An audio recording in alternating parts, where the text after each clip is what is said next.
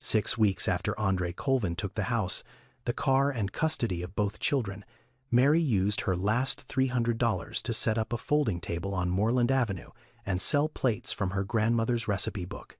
11 months later, she stood before a national television camera. Andre was watching. He was not ready for what he saw. 5 a.m., hot oil and cold air. Mary stood behind that table with a wooden spoon and a faded notebook of recipes. She had not planned to sell food. She cooked because it was the only thing her hands knew. Mary grew up on Delary Street in the lower 9th Ward of New Orleans, in a house that smelled like smoked paprika and brown butter, and something sweet underneath that she could never name but would recognize anywhere for the rest of her life. The house belonged to her grandmother, Opal May Johnson, born 1941, lived in that same house for 52 years, cooked in that same kitchen every single day. Opal cooked for the neighbors. She cooked for the church. She cooked for anyone who showed up at the screen door looking like they had not eaten enough that day. She never asked for money. She never turned anyone away. On Sundays, she made enough food for 30 people and put it out on the porch table, and whoever came, came. She had a recipe book, brown leather cover soft from years of hands on it. Every page written in blue ink in Opal's careful script. 214 pages. 31 years of cooking recorded one dish at a time. Notes in the margins. Adjustments. Reminders. More salt at the end. Do not rush the roux. Let the fire do its work. Mary was beside her in that kitchen from the time she could stand on a stool and reach the counter. 5 years old, holding a wooden spoon that was too big for her hand. Opal did not give her small tasks to keep her busy. She gave her real ones. Stir this. Taste that. Tell me what is missing.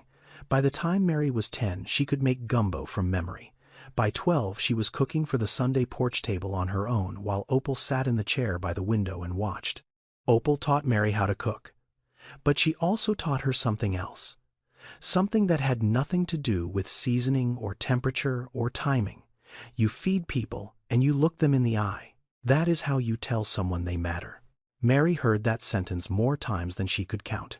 She heard it when she was 7, and again when she was 17, and again the last morning she spent in that kitchen before she left New Orleans for good. Mary left at 22, moved to Atlanta, a job at a hotel restaurant on Peachtree Street, entry level, long hours. She did not mind.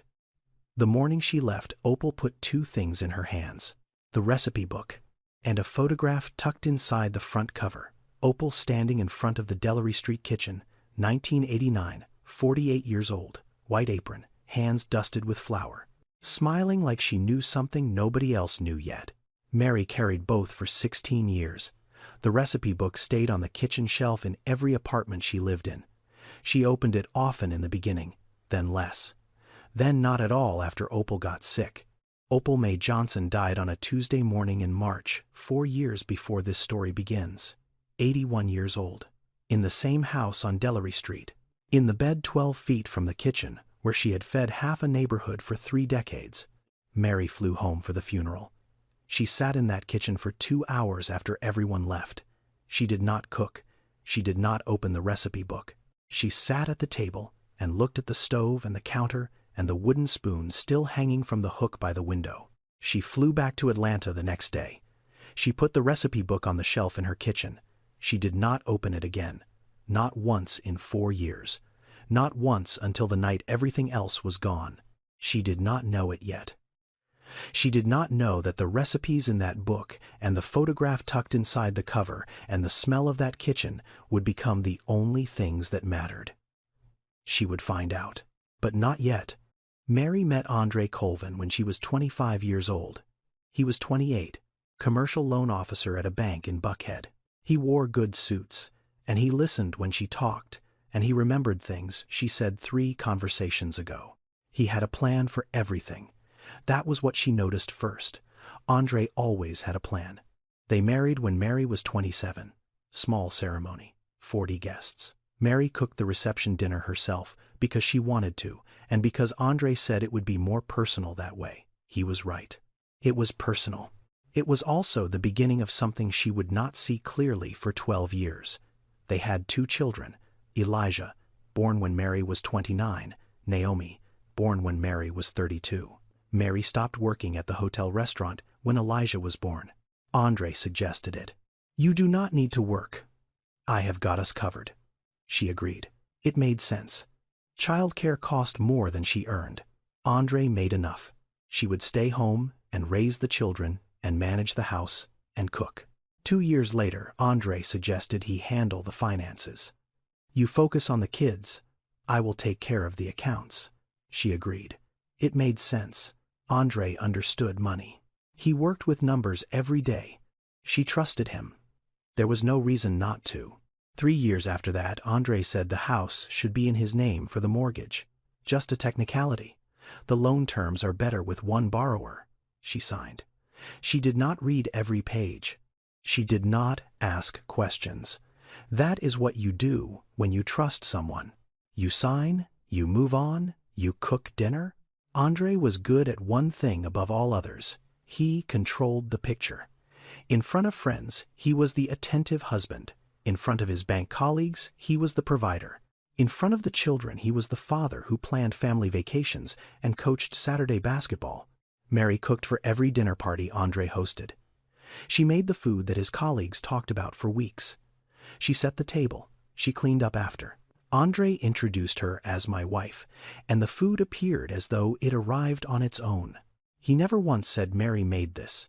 He said we put together a little spread or the food turned out great and moved the conversation to the next topic.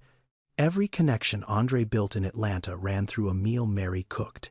Every client dinner, every holiday gathering, every Sunday when Andre invited a colleague and his family over for what he called a casual thing that required Mary to spend 6 hours in the kitchen, her hands built the foundation of his professional life. Her name was on none of it. Not on the bank accounts, not on the mortgage, not on the investment portfolio, not on the car title, not on the credit cards. 12 years of cooking and cleaning and raising 2 children and hosting every dinner and managing every household detail in her name did not appear on a single document that mattered. She did not notice. That is the thing about control when it is done slowly. You do not feel the ground moving. You just wake up one day and the ground is somewhere else and you are standing on nothing. Andre started planning the divorce 14 months before Mary knew anything was wrong. He hired Glenn Forsyth, 53 years old, family asset attorney, office on Roswell Road in Sandy Springs. Forsyth did not handle emotions. He handled structures. Andre did not need a therapist. He needed an architect. In March of the year, before the papers were served, Forsyth restructured the mortgage. The house on Collier Road in northwest Atlanta, the house Mary had lived in for 11 years, went through a refinancing that transferred the deed into Andre's name only. Andre brought the papers home on a Wednesday evening. He put them on the kitchen counter while Mary was cooking. He said the bank offered a better interest rate. He said it would save them $400 a month. He said she just needed to sign the last 2 pages. She signed. She remembered the pen in her hand. She did not remember anyone explaining what she was signing away. In June, Forsyth moved the joint savings account. $41,000 transferred to an individual account in Andre's name at a different branch. The statements stopped coming to the house. Mary did not notice because she had not looked at a bank statement in 6 years. Andre handled the finances. That was the agreement.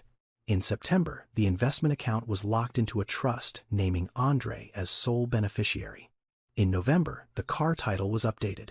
Andre's name only. In January, the credit cards in Mary's name were closed. Andre told her there had been fraud on the account and the bank issued new cards. The new cards came in his name. Mary never saw them. 14 months, 7 documents. Every one of them signed or processed while Mary cooked dinner and helped Elijah with homework and drove Naomi to dance class and trusted the man she had built a life beside for 12 years. The papers arrived on a Thursday afternoon in April. Mary was standing in the kitchen. She had just turned the stove off. She was holding a dish towel. Andre set the envelope on the counter between the salt shaker and a bowl of rice. She opened it. She read the first page. She did not sit down. She stood and read every page through to the end. 23 pages. Then she set them on the counter exactly where Andre had placed the envelope. She did not say anything. Andre was standing in the doorway. He had been watching her read. She looked at him. He looked at her. Neither of them spoke. The hearing took 6 weeks. Andre's legal team moved fast because they had been moving for 14 months already. Forsyth filed for primary custody. The argument was simple. Mary had no income. Mary had no individual bank account. Mary had no employment history for 10 years. Mary had no assets in her name. Mary had no credit history. On paper, Mary did not exist. Forsyth presented financial records showing Andre as the sole provider. He presented the mortgage in Andre's name. He presented the bank accounts in Andre's name. He presented a stable home environment with 2 bedrooms for the children and a father with a salary of $147,000 a year.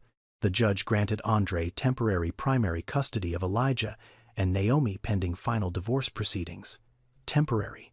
But the word did not feel temporary to Mary. The word felt like a door closing. She packed 1 suitcase. She took her clothes. She took the recipe book from the shelf. She took the photograph tucked inside the front cover.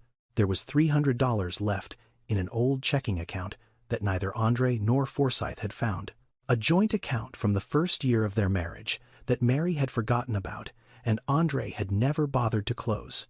$300. The one thing they missed. She walked out of the house on Collier Road on a Friday morning. 11 years in that house. The stove she had cooked 10,000 meals on. The counter where she rolled dough with Naomi on Saturday mornings.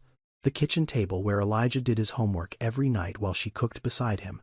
She did not cry. She packed. Denise Okafor pulled up at 10:15 in the morning. A blue sedan, engine running. Denise did not get out. She did not need to. Mary put the suitcase in the back seat. She got in. She closed the door. Denise pulled away from the curb. Mary did not look back at the house. She looked at the recipe book in her lap. Brown leather cover, blue ink inside, 214 pages. A photograph of a woman in a white apron smiling like she knew something nobody else knew yet. $300 to her name. No house, no car, no children beside her, no credit, no employment history, no account with her name on it. He took the house, he took the car, he took the children. He took 12 years of her hands in that kitchen and made them disappear from every document that existed. He left her with $300 and a recipe book. He thought he left her with nothing. Denise Okafor lived in a 2-bedroom apartment on Glenwood Avenue in East Atlanta. She was 39 years old, night shift nurse at Grady Memorial. She worked 7 p.m. to 7 a.m., 4 nights a week, and came home to a quiet apartment that smelled like coffee she had brewed 12 hours earlier. Mary slept on the sofa. A blanket Denise pulled from the hall closet, a pillow from the spare room that Denise used for storage. $300 in an envelope inside her bag. The first 3 days, Mary did not leave the apartment. She did not eat much. She sat by the window in the living room and looked out at the parking lot and the street beyond it and the people walking to places they needed to be. Her phone had 2 messages from Elijah. The first one said, "Mom, when are you coming back?" The second one said, "Naomi keeps asking." Mary read both messages. She did not reply. She did not know what to say. She could not tell her son she was coming back because she did not know if that was true. She could not tell him she was fine because she was sitting on a borrowed sofa with $300 and no answer to give. She put the phone face down on the cushion. 3 days of nothing. 3 days of sitting and not calling and not eating enough and not knowing what the next thing was supposed to be. The 4th night, Mary could not sleep. Denise was at work. The apartment was dark. Mary lay on the sofa and stared at the ceiling and listened to the sound of a car passing on Glenwood Avenue and then silence again. She sat up. She reached into her bag on the floor beside the sofa. She pulled out the recipe book. She had not opened it in 4 years. Not since the funeral. Not since she sat in Opal's kitchen on Delary Street and looked at the stove and the counter and the wooden spoon and decided she could not open this book without hearing her grandmother's voice inside it. She opened it. The photograph fell out of the front cover and landed on her lap. Opal May Johnson, 1989, white apron, flower on her hands, smiling like she knew something nobody else knew yet. Mary held the photograph for a long time. She did not move. She did not make a sound. Then she turned to the first page. Opal's handwriting, blue ink, careful letters. The recipe for red beans and rice. In the margin, a note in smaller script. Do not rush the roux. Let the fire do its work. She turned another page. Fried catfish. A note beside the measurements. More salt at the end. Always at the end. She turned another page. Smothered chicken. A note at the bottom. This one is for when someone needs to feel better and does not know how to ask. Every page had a note. Every note sounded like Opal was standing beside her in that dark apartment, talking to her the way she always had. Not loud, not dramatic, just steady, just there. Mary closed the book. She held it against her chest. She sat on that sofa in the dark for a while longer. The next morning, she got up before Denise came home. She went into the kitchen. She opened the recipe book on the counter. She turned to page 14. She started cooking. When Denise opened the front door at 7:15 a.m., the apartment smelled like smoked paprika and brown butter and something sweet underneath. The same smell, the same one from the kitchen on Delary Street, the same one Mary had carried in her memory for 37 years. Denise stood in the doorway. Mary stood at the stove. They looked at each other. Neither of them said much. I need to find somewhere to sell this, Mary said. I know a Saturday market, Denise said. Mary divided the $300 on the kitchen table that afternoon. $85 for the food handler's permit and a temporary vendor license from Fulton County. $140 for ingredients, $40 for containers and foil trays and plastic forks. $35 left over, a buffer that would not buffer much.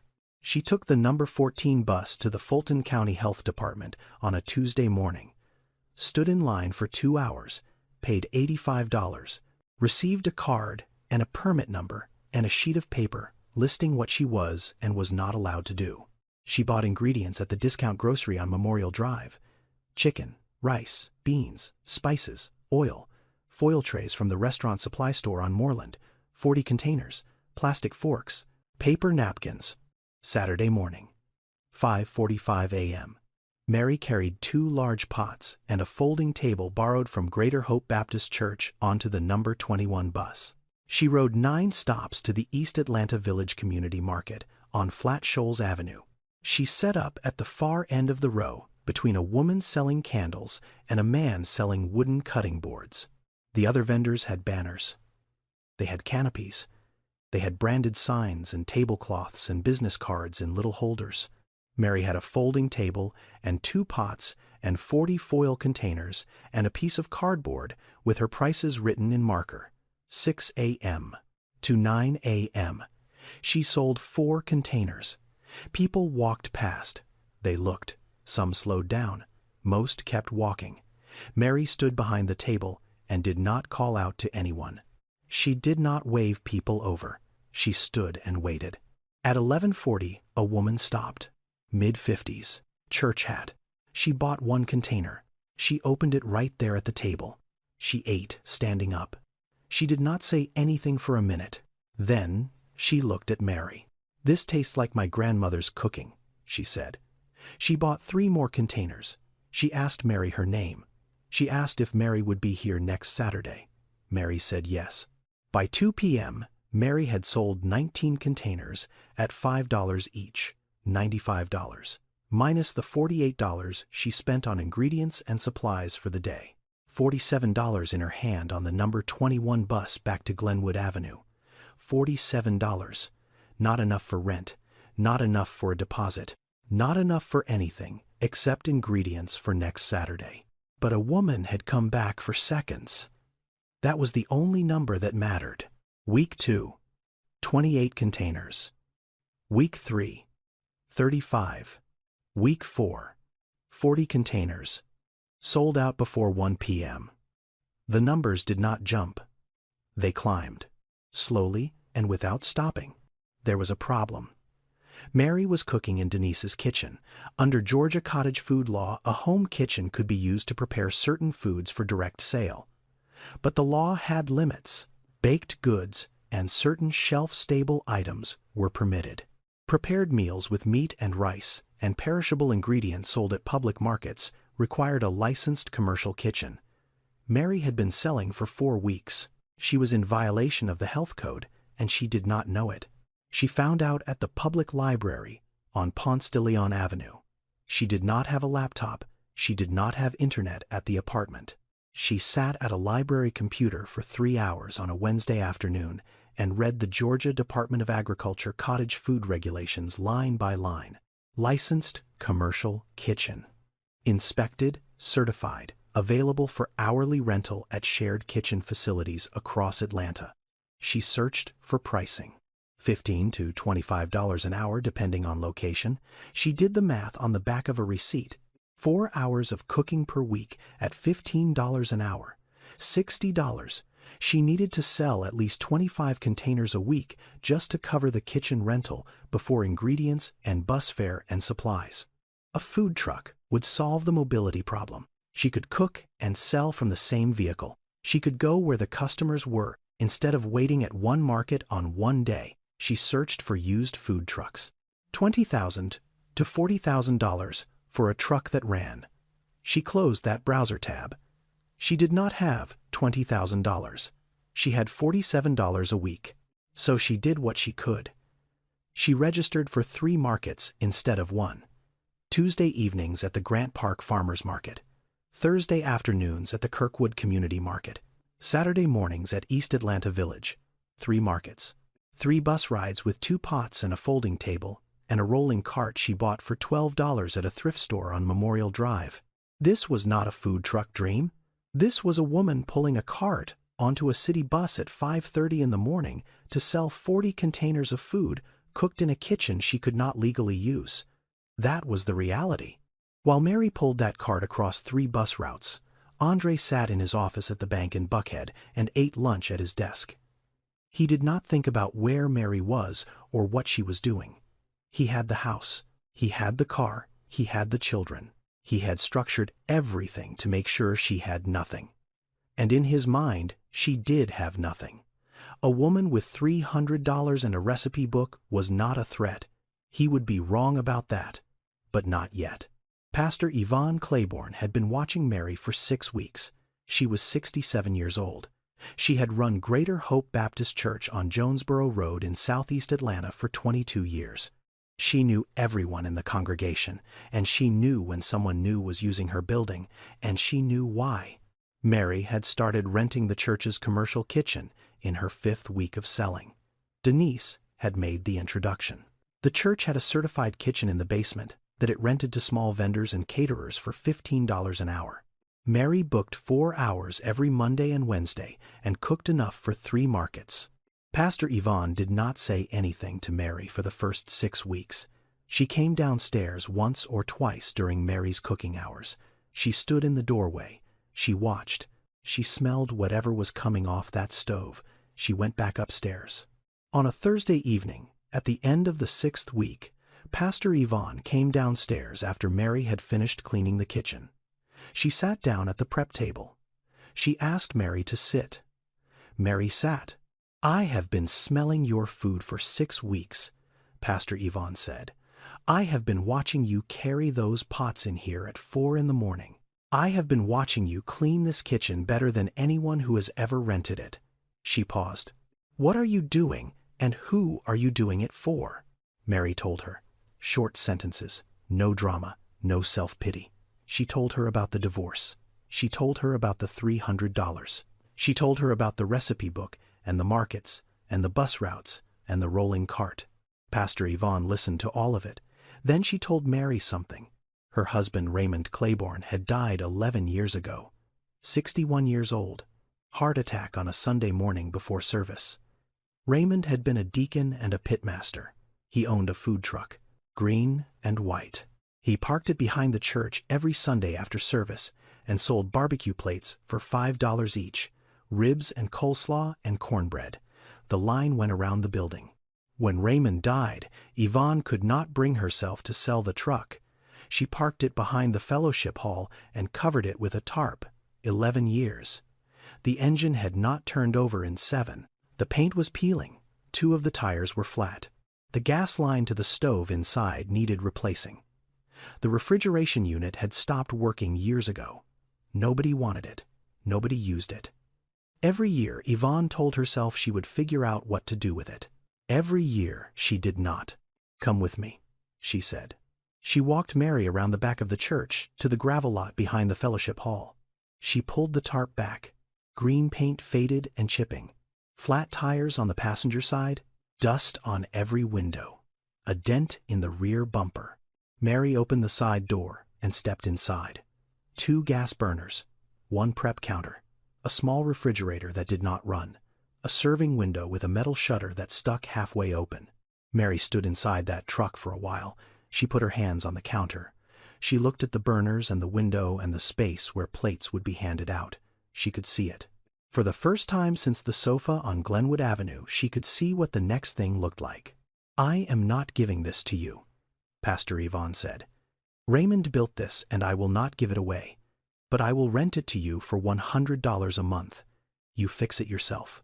If it runs and your business holds for 6 months, I will sell it to you at what Raymond paid for it in 2008, $4,500. Mary looked at her. "I do not have money to fix it." "You have a church full of people who know how to fix things," Yvonne said. "Ask." Terrence Gaines, 44 years old, mechanic, member of Greater Hope for 19 years. He looked at the engine on a Saturday morning and told Mary the fuel pump needed replacing and the battery was dead and the alternator was corroded. Parts would cost around $350. He would do the labor for free because Pastor Yvonne asked, and because Terrence believed if a woman was willing to pull a cart onto a bus at 5 in the morning, she deserved a truck that started. Delonda Harris, 38 years old, worked at an auto body shop in College Park. She offered to sand down and repaint the truck in exchange for 2 months of free meals. Mary agreed. The parts cost $347. Mary paid for them with 5 weeks of market earnings. Terrence worked 3 Saturdays in a row. Delonda came after her shifts on weekday evenings. 3 weeks. The engine turned over. The tires were replaced. The gas line was reconnected. The paint was new, deep brown with gold lettering on the side. Mary painted the name herself. She used a stencil she cut from cardboard and gold paint she bought for $6 at the hardware store on Jonesboro Road. Opal's Table, her grandmother's name. On a truck that ran, in a parking lot behind a church in southeast Atlanta, Mary stood in front of it for a few minutes after the last coat dried. She did not say anything. She looked at the name, and she looked at the serving window, and she looked at the road beyond the parking lot that went in every direction. She reached into her bag and took out the photograph. Opal Mae Johnson, 1989, white apron. Smiling like she knew something nobody else knew yet, Mary taped it to the wall inside the truck next to the serving window. Then she went inside and turned the burners on. The first month on the road, Mary parked on Wells Street in the industrial corridor south of Turner Field. Lunchtime, 11:30 to 1:30. Warehouse workers and truck drivers and construction crews from the site 2 blocks over. She sold plates for $7 each. Smothered chicken over rice, red beans, fried catfish on Fridays. Week 1, she sold 32 plates, $96 after cost of ingredients, minus $12 in gas for the truck, minus the $100 monthly rental split across 30 days, minus the permit fees, amortized weekly. Net profit for the first week, $41 a day on the days she worked. Not enough for rent, not enough for a deposit, enough to keep the truck running and the stove lit. Week 2, she sold 37 plates. Week 3, 41. The construction crew started showing up in groups. A foreman named Willis came every day at 11:45. He did not say much. He ordered the same thing. Smothered chicken. Extra rice, he told his crew. His crew told the crew on the next site over. By the end of the first month, Mary was selling 40 plates a day at $7 each, $280 in daily revenue. Cost per plate was $3.50. Ingredients bought in bulk from the restaurant supply on Metropolitan Parkway. Chicken thighs, rice in 25-pound bags, cooking oil, spices, foil containers. Every night Mary sat at the small table in Denise's apartment and wrote in a notebook. Revenue on the left side. Costs on the right. Notes at the bottom. Catfish sells out first on Fridays. Red beans move slower on Wednesdays. Add corn muffins next week. Month 2, she added a second stop. Downtown, Peachtree and Andrew Young International Boulevard. 5 to 8 p.m. The after-work crowd. Office workers walking to the parking decks. Nurses coming off shift at Grady. The evening location doubled her customer base. Revenue climbed to $150 a day after costs. Still not enough for a lease, but closer. Month 3, the phone started ringing. Customers calling to ask where she would be parked. You on 5th today. You coming to Wells Street this week. Mary did not have a website. She did not have a marketing plan. She had a phone number written on the side of the truck and 40 plates that sold out every day. Denise set up a Facebook page one Sunday afternoon. Opal's Table. One photograph of the truck, the menu. The daily location posted every morning at 5 a.m. 2 weeks later, the page had 400 followers. 4 weeks later, 1,200. People shared it. People tagged friends. People posted photographs of their plates and wrote things underneath like "Best soul food in Atlanta" and "This reminds me of home." $200 a day. Consistent. 6 days a week. $1,200 a week before taxes. Mary kept the notebook. She did not miss a single night of writing in it.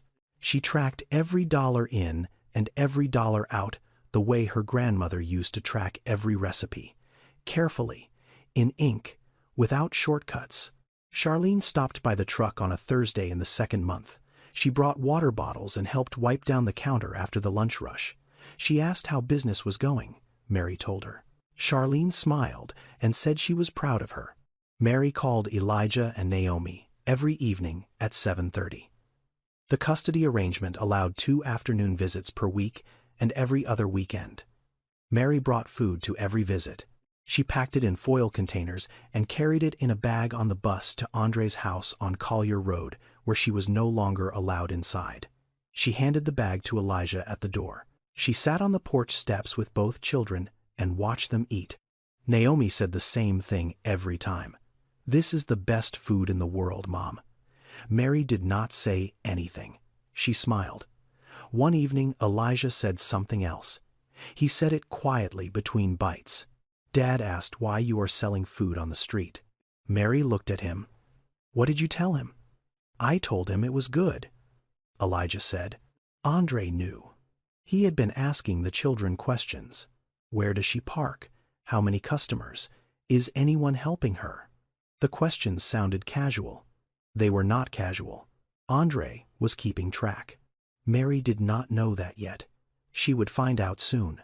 4 months after the divorce, Mary filed a motion for joint custody of Elijah and Naomi.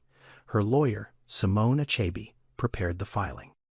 Simone was 31 years old. 3rd year at Atlanta Legal Aid. Family law.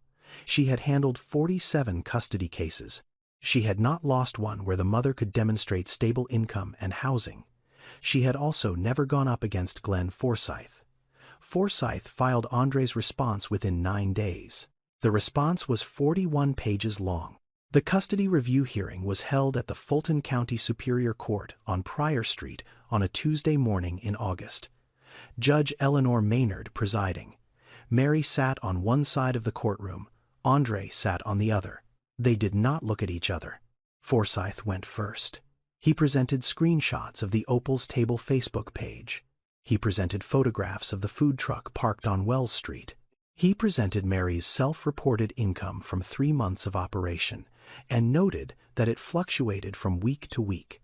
He presented the fact that Mary had been living on a friend's sofa for the first 2 months following the divorce and had only recently secured independent housing.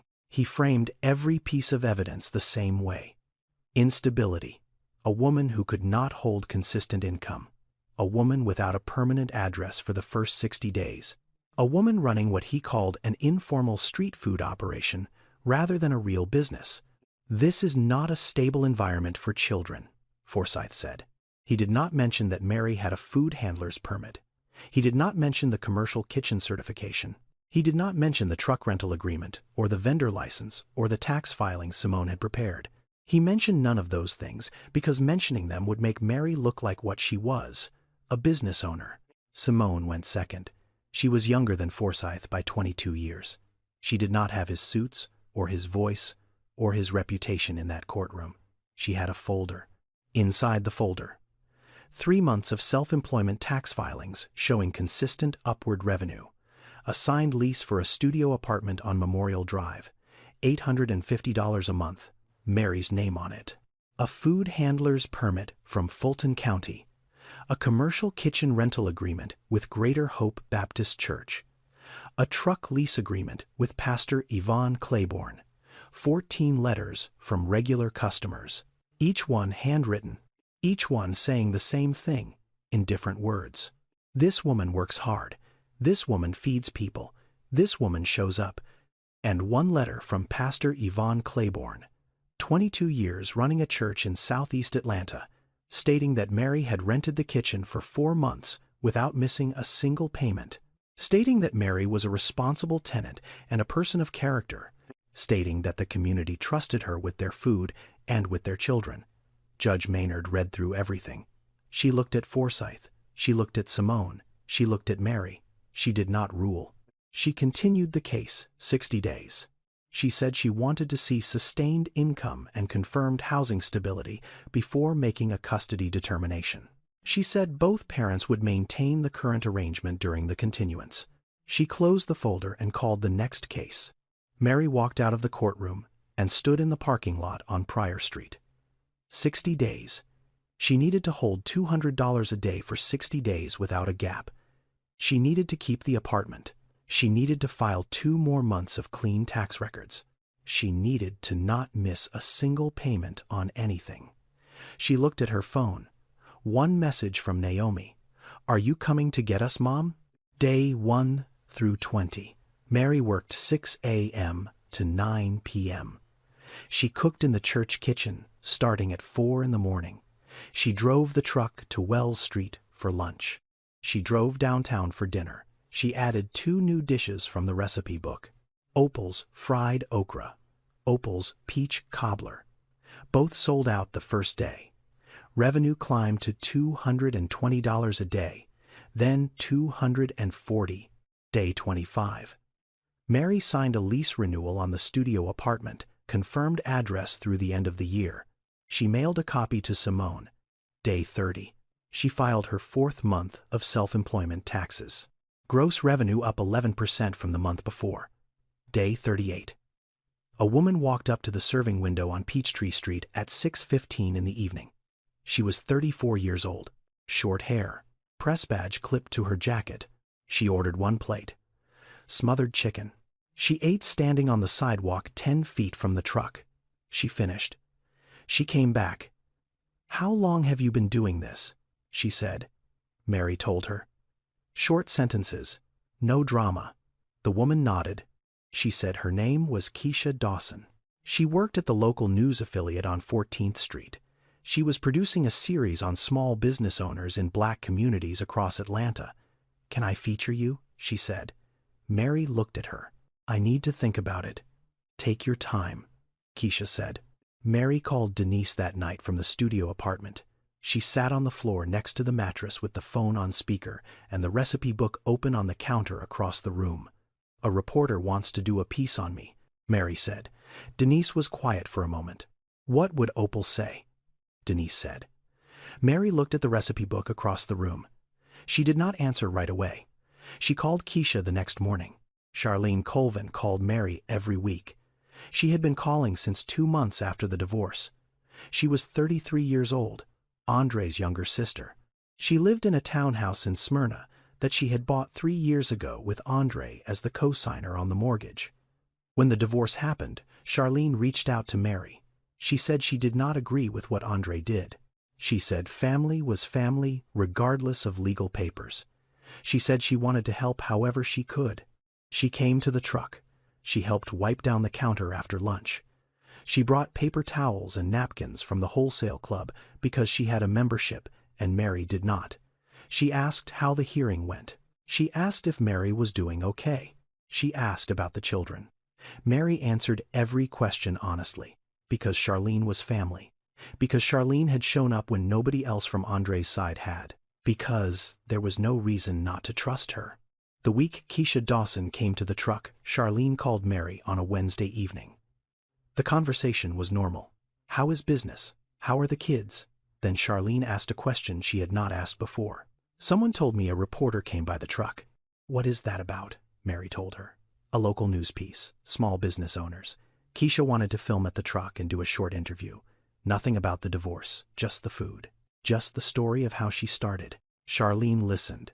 She said that sounded wonderful. She said she was proud of Mary. She said she hoped it would bring more customers.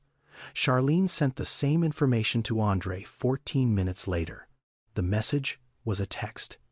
It included what Mary had told her, the reporter's name, the station, the topic of the series, the timeline for filming. Charlene typed it out on her phone while sitting in her car in the parking lot of a grocery store in Smyrna and sent it to her brother, who was sitting in the house on Collier Road that used to belong to his wife. This was not the first message. Charlene had been sending updates to Andre since the beginning, when Mary bought the truck, when she started at the markets, when she hired the mechanic from the church, when she filed for joint custody. Every piece of information Mary shared with the woman she believed was her ally went directly to the man who had taken everything from her. Charlene was not cruel. She was not vindictive. She did not enjoy what she was doing. She was in debt. The townhouse in Smyrna carried a mortgage of $187,000. Andre was the co-signer. 6 months before the divorce, he had reminded Charlene of that fact during a phone call that lasted less than 4 minutes. He did not threaten. He did not raise his voice. He told her he expected her to keep him informed about Mary's situation and that if she chose not to, he would remove himself from the mortgage agreement. Without Andre's name on the loan, Charlene's credit score would not support the mortgage on its own. She would lose the townhouse. She had calculated this already. She had run the numbers the same night Andre called. She knew exactly what would happen. So she called Mary every week. She asked careful questions. She reported back. She chose her own house over her conscience. That was the math she did. Whether it was the right math is a question only Charlene could answer, and she had not answered it yet. Mary did not know. She would not find out for a while. But the information was already moving. Andre had the reporter's name. He had the timeline, and he had Glenn Forsythe on speed dial. Andre called Mary on a Tuesday evening. She was in the truck on Peachtree Street. The dinner rush had just ended. She saw his name on the screen and stood there for a moment with the phone in her hand and the smell of the kitchen still thick in the air around her. She picked up. He used her name softly. The way he used to when he wanted something to sound like it was her idea. He said the divorce was a private matter. He said going on television with their personal business would hurt the children. He said Elijah was already asking questions at school. He said Naomi had been quiet lately. He said Mary needed to think about what was best for them. Mary listened to every word. She did not interrupt. She let him finish. I am not telling our story, Andre, she said. I am building mine. She hung up. She put the phone on the counter, next to the stove. She stood there for a few seconds. Then she started cleaning up for the night. Andre called Forsythe within the hour. Forsythe drafted a cease and desist letter addressed to Keisha Dawson at the news affiliate on 14th Street. The letter stated that any broadcast segment referencing Andre Colvin or the details of his divorce proceedings would be considered defamatory and would result in legal action. Forsythe sent it by certified mail and by email on the same day. This was Andre's mistake, the one that would cost him everything he was trying to protect. Keisha received the letter on a Thursday morning. She read it. She took it to her executive producer. The executive producer read it. He sat back in his chair and looked at Keisha. The original segment was supposed to be 2 minutes. A feel-good local piece about a woman and a food truck. Human interest. End of the 6 o'clock broadcast. The kind of story people watch and forget by dinner. The cease and desist changed that. A man sending a legal threat to a news station to stop a story about his ex-wife selling plates of food from a truck. The executive producer saw something bigger. Not a food story. A power story. A woman who lost everything rebuilding in public while the man who took it tried to shut her down from behind a lawyer's desk. The segment moved from 2 minutes to 8. From the 6 o'clock local to prime time. From a single camera visit to a 3-day shoot. Andre had turned a food truck story into a story about control. The exact thing he did not want anyone to see. At the same time, Forsyth filed a supplemental brief with Judge Maynard's court. The filing argued that Mary was actively seeking media attention rather than focusing on the stability of her children. Forsyth attached screenshots of the Facebook page. 1,200 followers. He attached Keisha's initial inquiry email to Mary. He framed the television appearance as evidence of misplaced priorities. The brief landed on the judge's desk 11 days before the 60-day hearing. The Fong Sud had not yet aired. The court did not know what the segment would contain. Neither did Andre. Neither did Mary. Keisha Dawson and a 2-person crew arrived at the church kitchen on Jonesboro Road at 4:15 in the morning. Mary was already inside. The stove was on. The recipe book was open on the counter to page 47. Opal's smothered chicken. Keisha did not direct anything. She told the cameraman to shoot what he saw. Mary cooked the way she cooked every morning. She did not look at the camera. She did not perform. She measured and stirred and tasted and adjusted the way Opal had taught her to do it 30 years ago in the kitchen on Delary Street. They followed her to the truck. They filmed her driving to Wells Street. They filmed the setup, the serving window opening, the first customers walking up at 11:30, the line that stretched past the corner by noon. Keisha interviewed Mary inside the truck between the lunch and dinner shifts. Mary sat on the prep stool with her hands in her lap. She told Keisha she started with $300 and a folding table and a recipe book her grandmother gave her when she left New Orleans. She did not say Andre's name. She did not describe the divorce. She did not say what was taken from her or how it was done. "I lost everything I thought I had," Mary said. "Then I found everything I actually needed." The camera moved to the recipe book. Brown leather cover, blue ink, Opal's handwriting, notes in the margins, "Do not rush the roux." The photograph of Opal taped to the wall next to the serving window. White apron, flour on her hands, smiling. Keisha interviewed 3 customers. The woman from the very first Saturday at East Atlanta Village was one of them, mid-50s, church hat. She looked at the camera and said what she had said to Mary 8 months ago. "This food reminds me of home. I do not know how she does it." The segment aired on a Thursday evening. Prime time, 8 minutes. The title card read Opal's Table, One Woman, $300, and a Recipe Book. Within 48 hours, the Facebook page went from 1,200 followers to 23,000. The line at the truck doubled. 3 other stations contacted Keisha requesting permission to use the footage. The clip was shared across social media. 200,000 views in the first week. People who had never heard of Opal's Table shared the segment with a sentence underneath. "You need to watch this."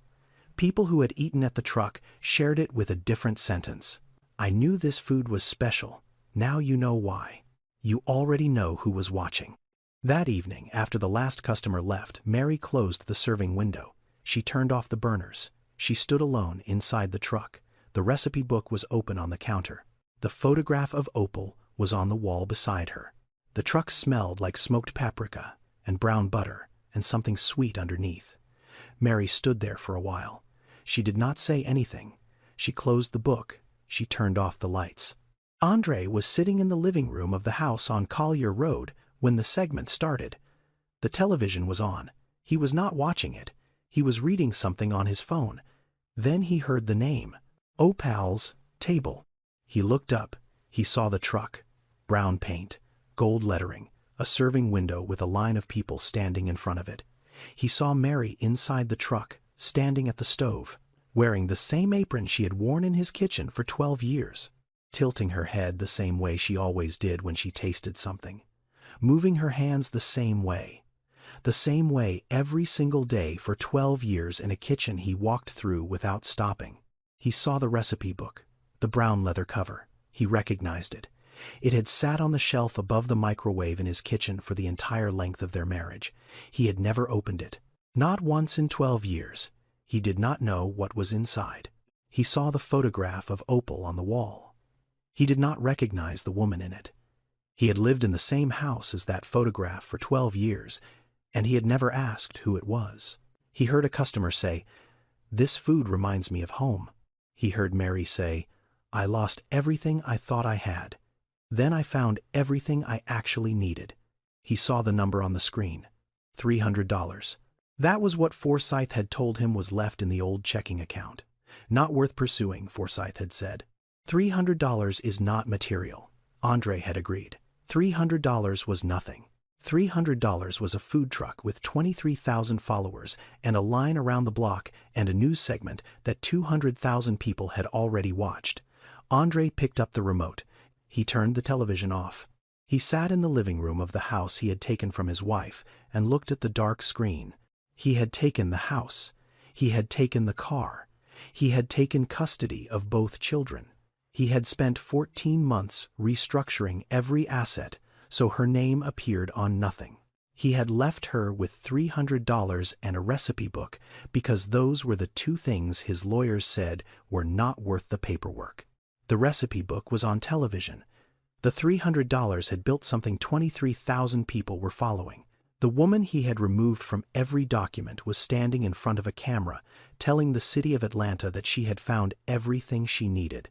And the thing she found was the thing that had been in his house for 12 years. On his shelf, in his kitchen, right in front of him. He did not see it then. He saw it now. It was too late. Andre picked up his phone. He called Forsyth. "Can we use this against her in court?" he said. The 60-day hearing was held on a Wednesday morning in October at Fulton County Superior Court. Judge Eleanor Maynard presiding. Same courtroom. Same two tables. Mary on the left, Andre on the right. Forsyth went first. He had prepared a new argument built on top of the old one. He presented the television segment as Exhibit A. He presented screenshots of the Facebook page showing 23,000 followers. He presented the cease and desist letter his own office had sent. He framed the entire sequence as evidence that Mary had chosen public attention over parental responsibility. The respondent has prioritized media exposure and social media growth over demonstrating the kind of stable private environment this court requested 60 days ago, Forsyth said. He did not mention that the cease and desist was what escalated the segment from 2 minutes to 8. He did not mention that Mary had not sought the reporter out. He did not mention that his own legal action had turned a small local story into something 200,000 people watched.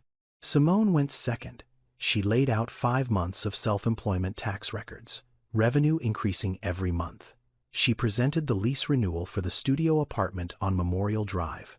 She presented a report from the court-appointed social worker who had visited Mary's home twice during the 60-day period and found it clean and suitable and stable.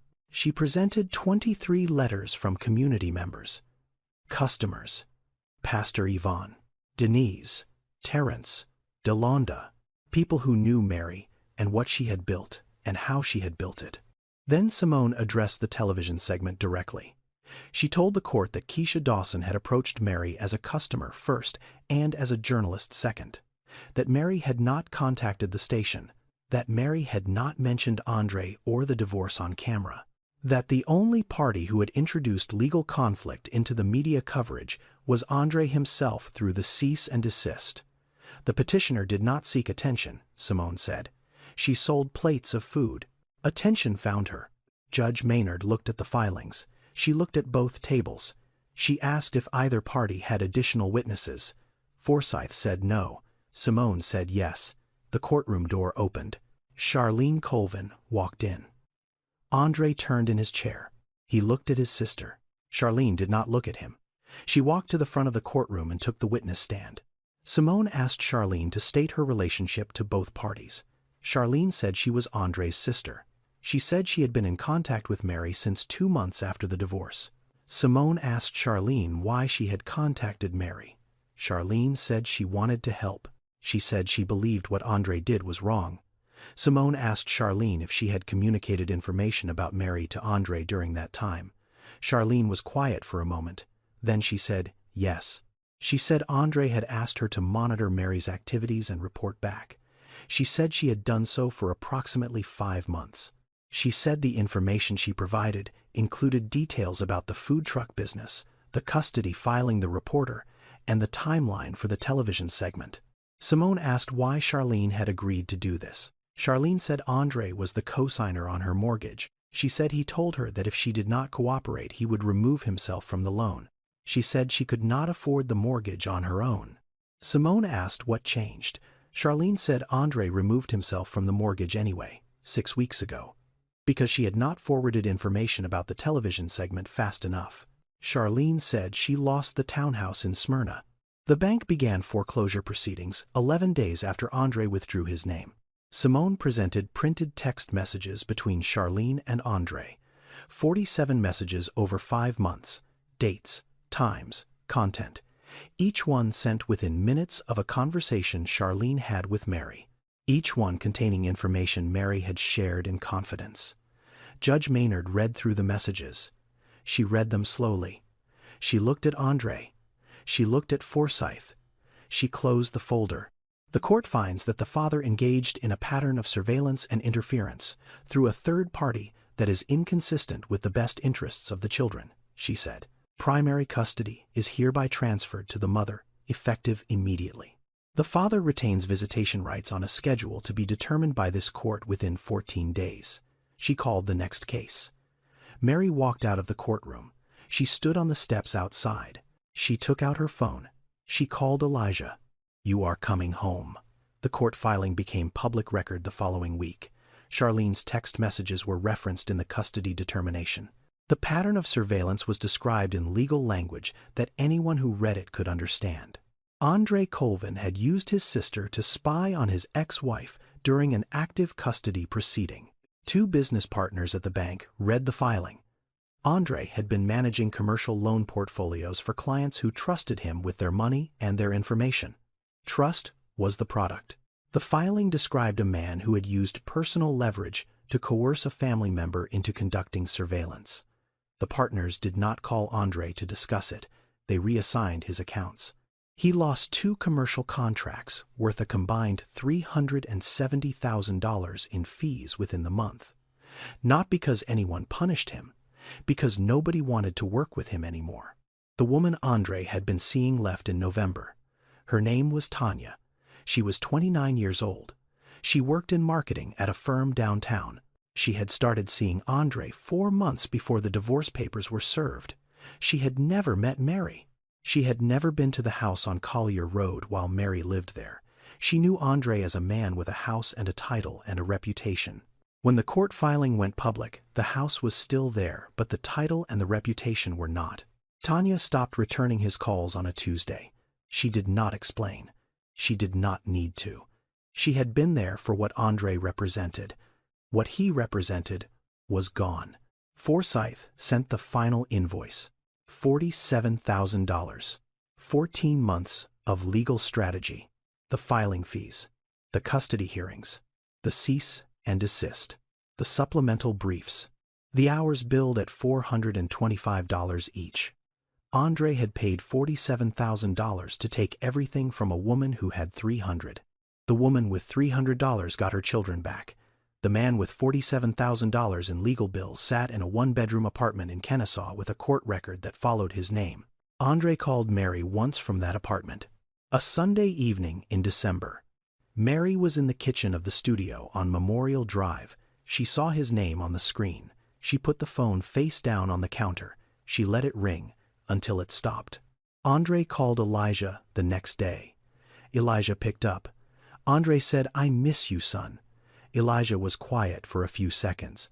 "Mom is cooking tonight," he said. "I have to go." He hung up, not angry, not cold, just somewhere else now, living a life that had moved on without the man who thought he controlled where it went.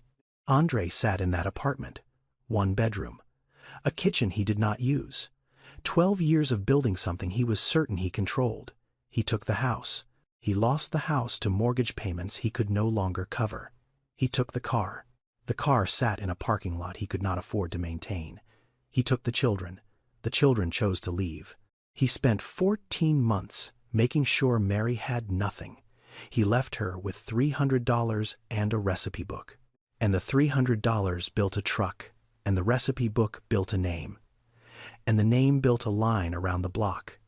And the line built a life that 23,000 people followed, and a courtroom looked at and said, "This is the parent these children belong with." He had built exactly what he deserved.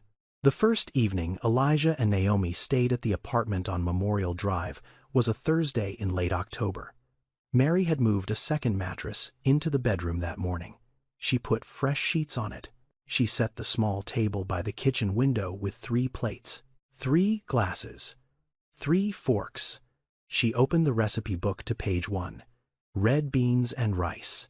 The first recipe Opal ever wrote down.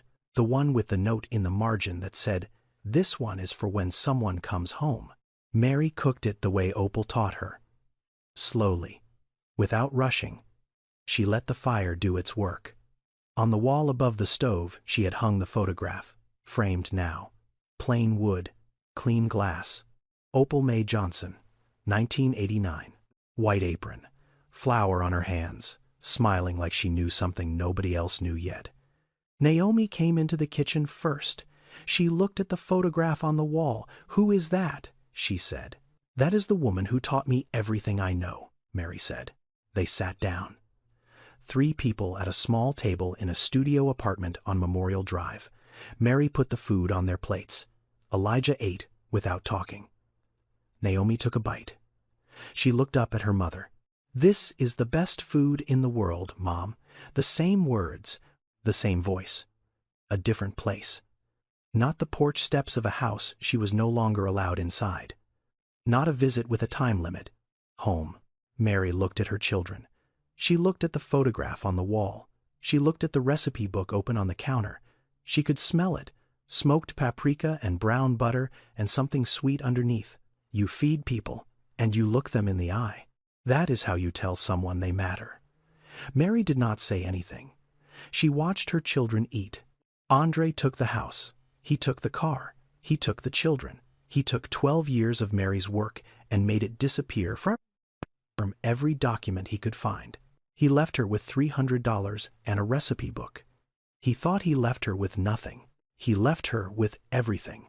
Because the one thing Andre never understood about Mary, the one thing he could not take because he could not see it, was where she came from. A kitchen on Delary Street. A grandmother who fed anyone who was hungry and never asked for money. A recipe book with 214 pages of careful handwriting and notes in the margins that said things like, "Do not rush, and let the fire do its work, and this one is for when someone comes home." He had every advantage. He had lawyers and 14 months, and every document restructured in his name. And he still missed the thing that mattered. You cannot take what you cannot name on a document, and you cannot buy back what you never learned to value. Some people spend their whole lives building things they can put their name on. Mary inherited something that could not be filed or transferred or locked in a trust. A recipe, a wooden spoon. A photograph of a woman in a white apron who bottled her whole life into a book and trusted that the right person would carry it forward. The people who only see what something is worth on paper will always miss what actually matters. And by the time they realize it, it is already too late. Andre came back after the divorce and tried to use the courts to take Opal's table from Mary the same way he took the house. He lost. He lost the contracts. He lost the woman he left Mary for. He lost his reputation. He lost everything he spent 12 years building. Here is the question. If someone spent 14 months planning to take everything from you and then watched you rebuild from $300 while they lost it all, would you let them back into your life? Or would you let them sit with what they built? This one is going to divide the room. Leave your answer below. Subscribe. I will see you in the next one. This story is a work of fiction. The names, characters, locations, and events are entirely imagined. No real person is depicted or referenced. However, the emotions and the legal realities in this story are inspired by patterns that affect real families across America every single year. Coercive control in marriage, hidden asset restructuring during divorce proceedings, and custody battles shaped by financial inequality are not fiction. They happen every day in courtrooms in every state. I wrote this story because I grew up watching women in my family cook for everyone and receive credit from no one. The kitchen was where love happened in my household. It was where problems got solved and where people got fed and where nobody ever thought to put any of it on a balance sheet. I wanted to write a story where the kitchen won, where the thing nobody counted was the thing that counted the most. If you or someone you know is going through a divorce, please consult a family law attorney. Understanding your rights to marital property, custody, and financial protection is not optional. It is survival. Organizations like the National Domestic Violence Hotline at 1-800-799-7233 and womenslaw.org offer free legal resources and support for anyone navigating these situations. Every plate Mary served was a conversation. Every recipe was a letter from her grandmother. Some things cannot be taken because they were never on paper to begin with. Thank you for watching.